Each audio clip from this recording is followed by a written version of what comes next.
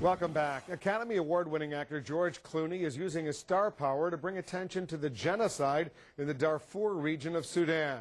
More than 200,000 people have been killed, and about 2.5 million people have been displaced in 3 years of fighting in Darfur between African rebels and the government troops allied with the Arab militia known as the Janjaweed. In April, Clooney, joined by Harvard's Samantha Power and others, went to Africa to see for themselves what was going on. I spoke to him shortly after he returned. We are a country that is always slow to act. We always have been, and almost everything, but especially on situations like this. Rwanda is a perfect example. The Balkans are a good example. But once we get our mind to it, we do it pretty well.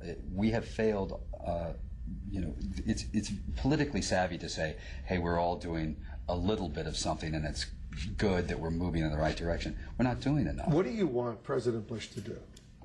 Well, there's immediately we want to try and get security. That's the first thing. Security. Send in U.S. troops? You want to send in the Marines? No. What do you want to see happen? Militarily get involved? I think through NATO, if we can get a bridging force through NATO while we put together something in the UN, I think that's our best bet. I don't think I don't think anyone wants that to be or thinks that's going to be American troops.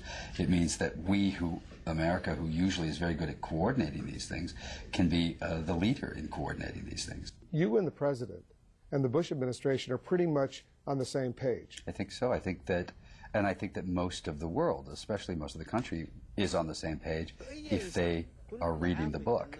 And unfortunately, that book isn't getting read very often right now or loud enough. And so my job is to try and bring attention to that. When it comes to Iraq, you and the President are not on the same page. No, but that's not what we're here to discuss. Well, I agree. But, I also would suggest that Senator Brownback and Senator Obama, who are the two leading the way in the Senate, don't agree on very many things either, but they certainly agree on this. I think that there's no two sides to this issue, Wolf. I mean, there really are no two sides to it. There is simply one side. There's no two sides to the idea of rape.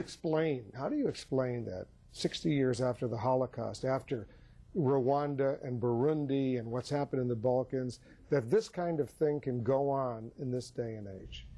Because and it happens a lot with us, we've spent a lot of our political capital in other places, and probably Iraq would be one of them. We certainly have not the greatest relationship with the UN. So there's a lot of other elements that are playing. China has not been very forthcoming with sanctions against the